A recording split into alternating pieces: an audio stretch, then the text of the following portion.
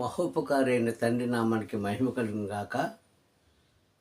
ఆయన నామంలో మీ అందరికీ కూడా ఉదయకాల సమయంలో వందనాలు షాలోమ్. ఈ యొక్క ఉదయకాల సమయంలో మనం చేస్తున్న ప్రతి ప్రార్థన, ప్రతి విజ్ఞాపన ఆయన ఆలకించి ప్రతిఫలం దయచేయును గాక. ఆమేన్, హల్లెలూయా. ఈరోజు వాక్యాన్ని మనం ధ్యానం చేసుకునే ముందు మా ఛానల్ సబ్స్క్రైబ్ చేసుకుని లైక్ చేసి షేర్ చేయండి. ఇంతవరకు మా ఛానల్ సబ్స్క్రైబ్ చేసుకున్న వారు మీ అందరూ కూడా తండ్రి బహుగా దీవించుగాక. ఆమేన్. ఈ యొక్క లేఖనాలు ఎలా ఉంటాయంటే ఫిల్టర్ చేయబడిన పదార్థం వల్ల ఉంటాయి. ఈ ఫిల్టర్ చేయబడిన పదార్థాలు కొంతమందికి ఇష్టం ఉండదు. అంటే తినే పదార్థం కాదని వాక్యం అంటే ఉన్నట్టుగా బోధించేవారి యొక్క లేఖనాలు కొంతమందికి ఇష్టం లేకపోవచ్చు. అయినా పర్లేదు, తండ్రి వారిని దీవించను కాక. అయితే లేఖనాల్లో ఉన్న సత్యాన్ని మనం గ్రహించుకోవాలి. ఈరోజు వాక్య సందేశం చూసుకుంటే ఆయనలో ఏముంది, మనలో ఏముంది, ఇదే ప్రశ్న. ఆయనలో ఏముంది, మనలో ఏముందంటే మన కోసం పక్కన పెడితే ఆయనలో ఏముందో అందరికీ తెలుసు, అది చెప్తుంటారు. మరి అది మనలో ఎందుకు లేదు? ఎందుకంటే ఒకటో అధ్యాయంలో ఆయన పలికిన మాట మన స్వరూపము మన పోలిక అన్నాడు. ఆయన పోలిక కనిపించట్లేదు, ఆయన స్వరూపం కూడా మనుషుల్లో కనిపించట్లేదు ఈరోజు ప్రియ సహోదరులారా. కనుక ఇక్కడ ఒక అమూల్యమైన మాట మనం చూసుకుంటే ఆయనలో ఏముంది, ఆయన మనకేం చేయగలరంటే ఏదైనా చేయగలరు. ఆయన ఏదైనా చేయగలడు. సమస్తం ఆయనలో ఉన్నవి, ఈ సత్యం మనకు తెలిసే. కానీ అందులో ఉన్నవి మనకి కొన్ని నేర్పించాడు. మనం నేర్చుకున్నామా? నాటి మన పూర్వీకులైన వారు కానీ ఇప్పుడు మనం ఉంటున్నవారు కానీ ఆయన అలవాట్లు నేర్చుకున్నామా లేదా అన్నది మనకే ప్రశ్న వేస్తున్నట్టయినా మనమే ప్రశ్నించుకోవాలి. అయితే ఇక్కడ భక్తుడైన సేవకుడైనటువంటి దావీదు గారు చెప్తున్న మాట మొదటిగా వాక్యం చూసుకొని ఆపై వివరణలోకి వెళ్దాం. దావీదు కీర్తన 18వ అధ్యాయంలో 45, 46 వచనాలు చూసుకుంటే అక్కడ ఎలాగుందండి. ఆయన జీవం గలవాడు. ఎవరండి? ఆయన జీవం గలవాడు. ఆయన స్తుతులకు పాత్రుడు, స్తోత్రార్హుడు. ఆయన నా రక్షణకర్త. ఆయన మాత్రమే స్తుతించబడునుగాక, స్తుతి నుందునుగాక. ఆయనకే నా అర్పణలు చెల్లించబడునుగాక అన్న మాట మనం అక్కడ అర్థాల్లో చూసుకుంటాం. 45, 46 వచనం. ఆయన జీవం అన్నది. ఆయన జీవింపదగిన వాడు, ఆయన నిన్ను రక్షించేవాడు, నీకు అండగా ఉన్నవాడు అని దావీదు గారు చెప్పిన మాట. ఎందుకు ఈ మాట అన్నాడంటే ఆనాడు ఆయన మేలు పొందుకున్నాడు. ఒకే ఒక మాటలో చూసుకుందాం. ఇంకా ఆయన జీవిత చరిత్ర అంతా మనకు తెలుసు. దావీదు యొక్క పసితనం నుంచి ముసలివాడే మృతి చెందిన వరకు తండ్రి ఆయనకి ఏదైతే చేశాడో, దావీదు ఆయనకి ఏదైతే వాగ్దానం ఇచ్చాడో, ఈ చరిత్ర అంతా మనకు తెలుసు కనుక అదే 10 సార్లు చెప్పుకోవాల్సిన అవసరం లేదు. ఆయన అందుకున్నాడు కనుక ఆయన అంటున్నాడు ఆయన జీవం గలవాడు.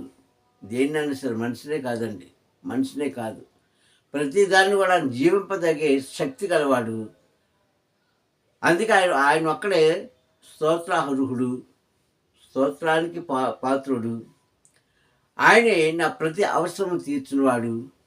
ఆయనే నాకు ఆశ్రయ దుర్గము. ఆయన నామం ఒక్కటే ఈ లోకంలో, ఈ భూమి ఉన్నంతకాలము, ఆకాశం భూమి ఉన్నంతకాలము, మనుషులు అనేవారి భూమి మీద ఉన్నంతకాలము స్తుతి నొందును గాక అంటారు అక్కడ. చక్కటి మాట్లాడి 2 వచనాల్లో. మరి నీకిచ్చిన నీ పేరు, నీకిచ్చిన నీ కీర్తి, నీకిచ్చిన అధికారం బట్టి నీవు స్తుతించడం అంటే ఏంటండి? 10 పద్యాలు తలంచుకోవడము, 10 పద్యాలు ఆయనకు ఆయన నామాన్ని ఘనపరచడం. 6వ అధ్యాయం ఇసే గ్రంథంలో మనం చూసుకుంటే పరిశుద్ధుడు పరిశుద్ధుడు పరిశుద్ధుడు పరిశుద్ధుడు ఏంటి? పరమ తండ్రి పరిశుద్ధుడు, పరమ తండ్రి పరిశుద్ధుడు, పరమ తండ్రి ఒక్కడే స్తోత్రార్హుడు, పరమ తండ్రి ఒక్కడే స్తుతించబడును గాక అని దేవదూతలు పలికిన మాట మనకు తెలుస్తుంది. మరి ఈరోజు మనం ఏం చేస్తున్నాము అని ఒక్కసారి మనం జ్ఞాపకం చేసుకోవాలి. ప్రియ సంగమా, ఈ వాక్యంలో మర్మం ఏంటంటే, నీ బలహీనత పోవాలంటే, నీ యొక్క కోరిక తీరాలంటే, నీవు ఒకే తాటి మీద నిలబడాలంటే ఏమి లేదండి. ఆయన జీవం గలవాడు కనుక, అంటే కుళ్ళిపోతే కానీ మొలవదు అన్న సత్యాన్ని గోధుమ గింజతో పూడ్చాడు ఆయన. ఒక గింజ భూమిలో పడి చనిపోతేనే కానీ అది తిరిగి ఎలాగైతే మొలవదో, అలాగే ఒక మనిషి బాధల్లోనూ కష్టాల్లోనూ ఉన్నప్పుడు నిన్ను జీవింపజేసే తండ్రి దగ్గరికి నీవు వస్తే, ఆయన మాట మనం వింటే, ఆ ప్రకారంగా ఉంటే పడిపోతున్న నిన్ను, సహకారం లేని నీకు, అనేక ఇరుకు ఇబ్బందులు బలహీనమైన నిన్ను ఆయన ఏం చేస్తాడంటే మరలా జీవింపజేస్తాడు. అది జీవం గలవాడు. అదండి ఆయన చెప్పే మాట. ఇది ఎందుకన్నాడంటే, దావీదు గారి యొక్క జీవితంలో ఆయన ఒక్కసారి పడిపోయాడు, మామూలుగా పడిపోలేదండి. ఆయన ఒక్కసారి కృంగిపోయాడు, మామూలుగా కృంగిపోలేదు. ఒకేసారి గాఢాంధ చీకటిలోకి వెళ్ళిపోయాడు. ఇది మామూలు విషయం కాదు. ఎందుకంటే తండ్రి యొక్క హస్తము నీ నుంచి నా నుంచి ఎప్పుడైతే దూరం అయిపోద్దో, తండ్రి యొక్క చూపు నీ నుంచి నా నుంచి ఎప్పుడైతే దూరం అయిపోద్దో, అది మనకి చీకటి సామ్రాజ్యము. హల్లెలూయా. ఏంటండి? చీకటి కాలం. చీకటి కాలము అది మనం జ్ఞాపకం చేసుకోవాలి. ఈరోజు చాలామంది దాన్ని మర్చిపోతున్నారేమో. ప్రియ సహోదరులారా, తింటున్నాము, ఉంటున్నాము, పడుకుంటున్నాము, లేస్తున్నాము, మన కార్యాలు చేసుకుంటున్నాము, సంపాదించుకుంటున్నాము, భార్య భర్తలతో కుటుంబంతో సంతోషించుకుంటున్నాము, మంచిది. కానీ నీ జీవితము చీకటిమయం అయిపోతుంది. జాగ్రత్త. ఎందుకంటే ఆయన కన్ను దృష్టి నీ మీద లేదు, ఆయన యొక్క వాక్ నీ మీద పనిచేయట్లేదు. దావీదు గారి జీవితంలో కూడా అదే జరిగింది. రమారమి కొన్ని వేల సంవత్సరాల క్రితము ఇశ్రాయేలు జీవితంలో కూడా అదే జరిగింది. అయితే ఇక్కడ చెప్పబడిన మాట ఏంటంటే, ఆయన జీవింపదగేవాడు. ప్రతిదాన్ని కూడా, మనుషులే కాదు సృష్టిని కూడా ఆయన జీవింపదగిన వాడు కనుక, ఆ శక్తి ఉన్న పరమ తండ్రి మనం ఈరోజు నమ్ముకుంటున్నాం కనుక, నీ నమ్మకాన్ని కడ వరకు కాపాడుకోమని గ్రంథం బోధిస్తుంది. ఆయన చెప్పిన మాటలో అర్థం అది. ఆయన ఒక్కడే స్తోత్రానికి అర్హుడు, ఆయన ఒక్కడే స్తుతి నుందునుగాక, ఆయన ఒక్కడే నీకు ఆశ్రయదుర్గంగా ఉన్నాడు, ఆయన ఒక్కడే నీకు ఎత్తైన కొండగా ఉన్నాడు, నీ చుట్టూ ప్రాకారం కలిగిన వాడు. ప్రాకారం అంటే గోడ, అంటే ఒక కంచె. ఎప్పుడైతే ఆయన యొక్క మాట నీ చుట్టూ ఉంటుందో, ఆయన కాపుదల నీ చుట్టూ ఉంటుందో, ఎన్ని అవంతరాలు వచ్చినా, ఎన్ని ఇబ్బందులు వచ్చినా, ఎన్ని ఇరుకులు వచ్చినా, వాటి నుంచి ఆయన తప్పించి నిన్ను గొప్ప చేస్తాడు. హల్లెలూయా, హల్లెలూయా. ఇదండి ఈరోజు ఆయన మనతో మాట్లాడుతున్న, ముఖాముఖిగా మాట్లాడుతున్న మాట. దావీదు గారి జీవితంలో మేలు పొందుకున్నాడు. ఆ మేలుని సాక్ష్య రూపంలోనూ, ఒక పాట రూపంలోనూ ఇక్కడ మనకు తెలియజేస్తున్నాడు. అయితే ఆయన జీవం ఉన్నదన్న సంగతి మనకు తెలుసు, జీవింపజేస్తాడన్న సంగతి తెలుసు, ఆ కష్టాలు వచ్చినప్పుడు కనికరిస్తాడన్న సంగతి తెలుసు.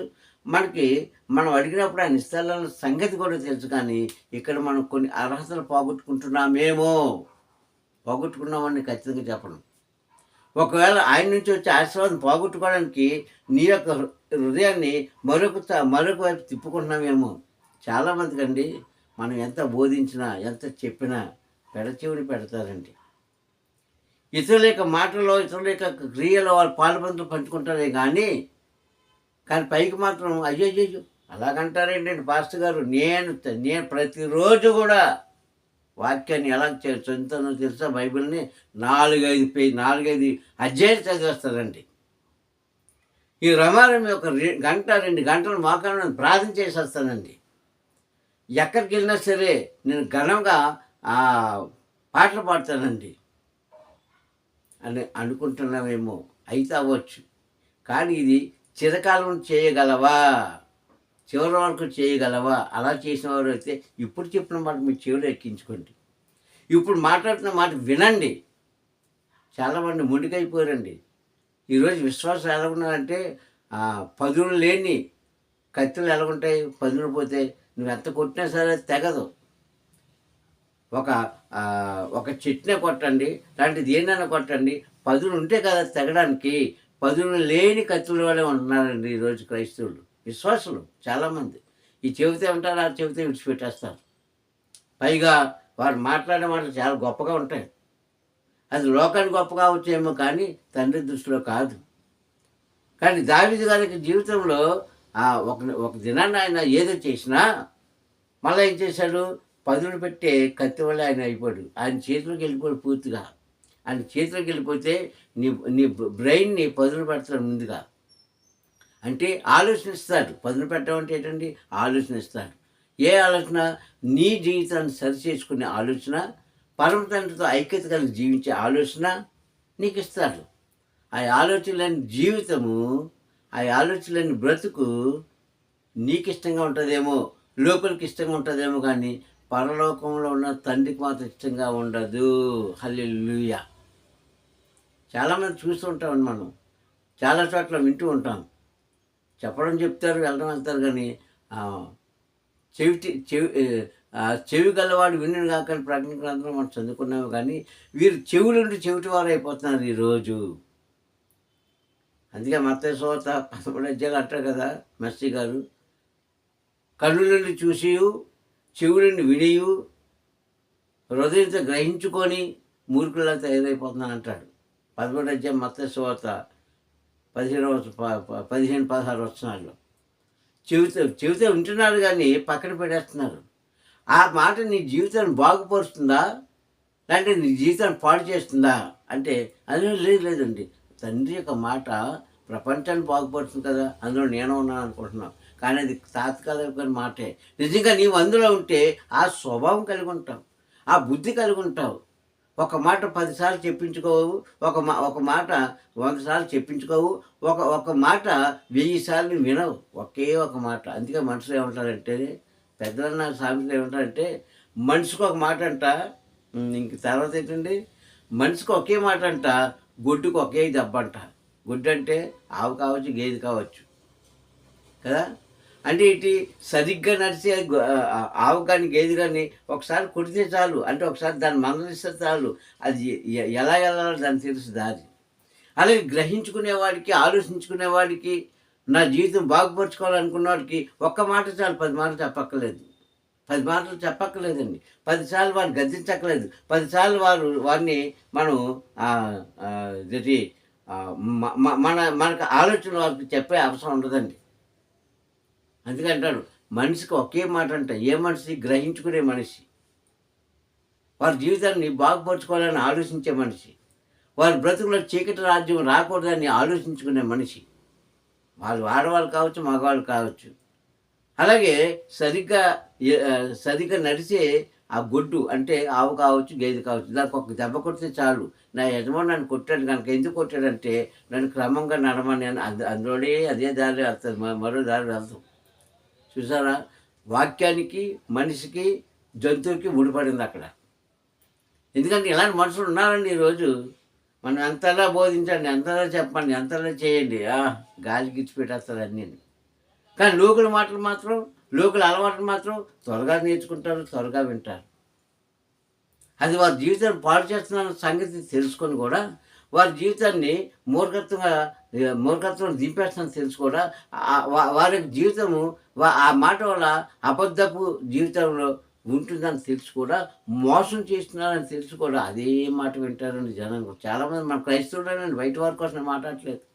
మన క్రైస్తవులే భక్తులే, ఎప్పుడు గ్రంథం చేతితో పట్టుకొని చదివేవారే, ఎప్పుడు పాటలు పాడేవారే, ఎప్పుడు ప్రార్థన చేసేవారే, ఎప్పుడు వాక్యం విన్నవారే క్రైస్తవులే తయారైపోతుంటే ఇక నువ్వు అన్ని జనంగా నువ్వేం మార్చగలవు? నీలోనే సువార్త అనే ఆ వాసన లేకపోతే, మధురం అన్న మాట లేకపోతే నువ్వేం చెప్పగలవు బోధన? నువ్వేం నేర్పగలవు వాళ్ళని చూసి మనం నేర్చుకుంటున్నాం, కానీ మనం చూసి వాళ్ళు నేర్చుకోవట్లే. అందుకే ఈరోజు క్రైస్తత్వం అంటే సులభం అయిపోయింది, క్రైస్తవులు అంటే లోకం అయిపోయింది, క్రైస్తవ జీవనం అంటే హేళన అయిపోయింది ప్రపంచానికి ఉన్న మనుషులకి. జాగ్రత్త ప్రియ సహోదరులారా, జాగ్రత్త. ఆయన ఎవరు జీవింపజేస్తున్నాడు, నిన్ను చిగురింపజేస్తున్నాడు, నిన్ను మొలిపిస్తున్నాడు క్షణం క్షణం కూడా. ఏది నువ్వు జీవించేది లేదు, మొలిసేది లేదు, చిగురించేది లేదు. కనిక ఆశీర్వాదం కావాలి. ఇదేనా న్యాయంగా ఉందా క్రైస్తవులారా? మీరు ఈ మాటలు వింటున్న ఎంతమంది, చాలామంది ఇష్టపడరండి ఇలాంటి మాటలని, ఇష్టపడరు. కానీ ఆలోచించుకుంటే నీ జీవితం నీ చేతికి అప్పగించాడు. నాకు ఆశ్రయ దుర్గంగా ఉన్నాడు, నాకు ఎత్తైన కొండగా ఉన్నాడు, కొండ తట్టు కన్నెత్తినోడుగా నాకు సహాయం ఎక్కడి నుంచి వస్తుంది, నీ దగ్గర నుంచే కదా. ఇలాంటి మాట చాలా చెప్తాం. ఎందుకంటే మాట చెప్పడానికి ఖర్చు లేదండి. మాట చెప్పడానికి ఎవరైనా డబ్బులు అడుగుతారా? నువ్వు ఎవరైనా డబ్బులు ఇస్తావా, ధనం ఇస్తావా, ధాన్యాలు ఇస్తావా? కాదు, నోటి మాటే కదా. 1,000 చెప్పొచ్చు, 1000 10 లక్షలు చెప్పొచ్చు. మాటలు చెప్పడం కాదు, నీలో ఉందా? నిజమే ఆయన జీవం గలవాడు, నిజమే నీకు ఎత్తైన కొండ, నిజమే కొండ తట్టు, ఆ కొండ తట్టు చూసినప్పుడు నీకు సహాయం లేదు, ఆయన ఇస్తాడు. మరి ఏది ఇచ్చిన దానికి, చేసిన దానికి, చూసిన దానికి ప్రతిఫలం ఏది? అందుకని అంటున్నాడు, ఖచ్చితంగా చెప్తున్నా, తండ్రి నీవు ఒక్కడవే నేను స్తుతించే స్థుతులకు నీవు స్తోత్రార్హుడుగా ఉన్నావు కనుక, నీవు ఒక్కడవే నాకు ఎత్తైన కొండగా పట్టుకున్నావు కనుక తండ్రి, నీ నుంచి నేను దాటిపోనని చెప్పిన మాట అండి దావీదు గారు. ఈరోజు చాలామంది దాటి వెళ్ళిపోతున్నారు, వెళ్ళిపోని. నువ్వు ఎంత దూరం పరిగెట్టినా రావాల్సింది ఇక్కడికే. నువ్వెన్ని చెడు క్రియల్లో, చెడు తలంపులో, చెడు మాటలు ఉన్నా చివరికి నువ్వు రావాల్సిన గమ్యం ఇదే. ఈ మార్గం తప్ప రెండో మార్గం లేదు. కానీ ఆయన ఏమంటున్నాడంటే, నీకు అన్నీ ఉన్నప్పుడే, అంటే జ్ఞానం ఉన్నప్పుడే, నీవు నడవగలిగినప్పుడే, ఆలోచించుకునే శక్తి ఉండేటప్పుడే, చూడగలిగినప్పుడే, మాట్లాడగలిగినప్పుడే నా మాట విను, నా మార్గంలో నడు, నన్ను అన్వేషించు అని చెప్పే మాటను ఈరోజు మనం ఎలా చెప్తాడండి? నేను చాలాసార్లు చెప్తుంటానండి మా వెబ్సైట్లో. ఆయనకు వచ్చి చెప్పిస్తాడు. ఆరోగ్యం 20 గ్రంథం 17 వచనాలు అంటాడు. ఆరోగ్యం 20 గ్రంథం 17 వచనాలు అంటాడు. మీ కొరకు నేను కావలి వారి నుంచి ఉన్నాను.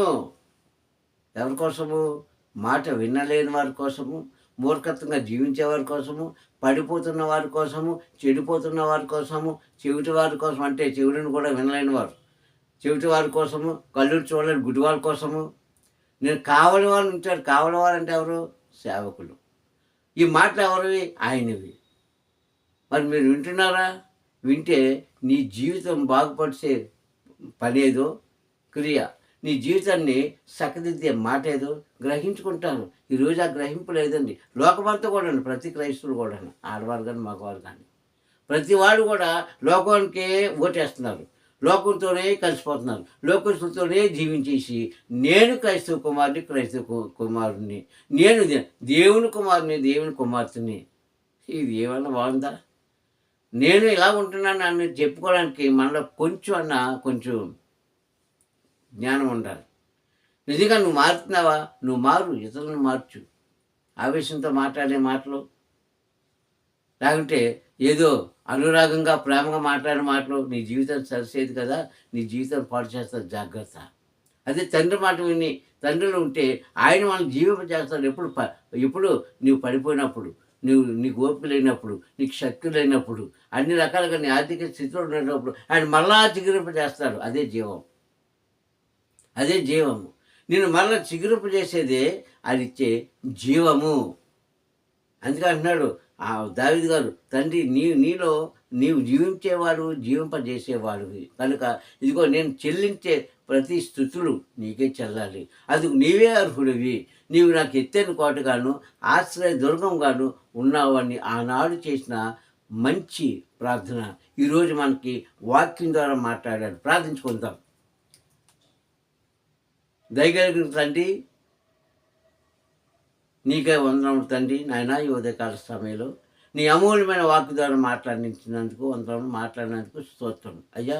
మేమైతే ఎటువంటి అర్హత లేని వారు అయినప్పటికీ ఇదిగో తండ్రి, నీ వాక్కు ద్వారా హితబాధ చేసేందుకు వందనములు. ఈ నీ వాక్యము, ఈ నీ మాటలు ఎంతమంది అయితే వింటున్నారో, ఎంతమంది గ్రహించుకుంటున్నారో, నాయన వారి బ్రతుకుల్లో ఎక్కడైతే పడిపోయారో, ఎక్కడైతే నాయన రాలిపోయారో, ఏ స్థితిలో అయితే వారు ఉన్నారో, అయ్యా వారిని తిరిగి జీవింపజేయమని, తిరిగి నా ప్రభా వారికి నూతన జీవితాన్ని దయచేయమని, అయ్యా తిరిగి వారికి తండ్రి సంతోషం కలిగించి, అయ్యా నీ ఒక్కడవే నన్ను స్తుతించడానికి అర్హుడివి, నీకు ప్రార్థన చేయడానికి అర్హుడివి, నాన్న నీ నామాన్ని కనపరచడానికి అర్హుడు అని నీకు ఒక్కరికే నాన్న వారు లొంగిలాగును తండ్రి నీ అందు భయము భక్తి కలిగి జీవించలాగును నీ కృప చూపించమని మా ప్రియ రక్షకుడన్న క్రీస్తు రాముడి ప్రార్థన అడుగుతున్నాను పరమ తండ్రి. ఆమేన్ ఆమేన్ ఆమేన్. మీ అందరికీ కూడా మరొకసారి తండ్రి నామములో వందనాలు. Praise the Lord. హల్లెలూయా.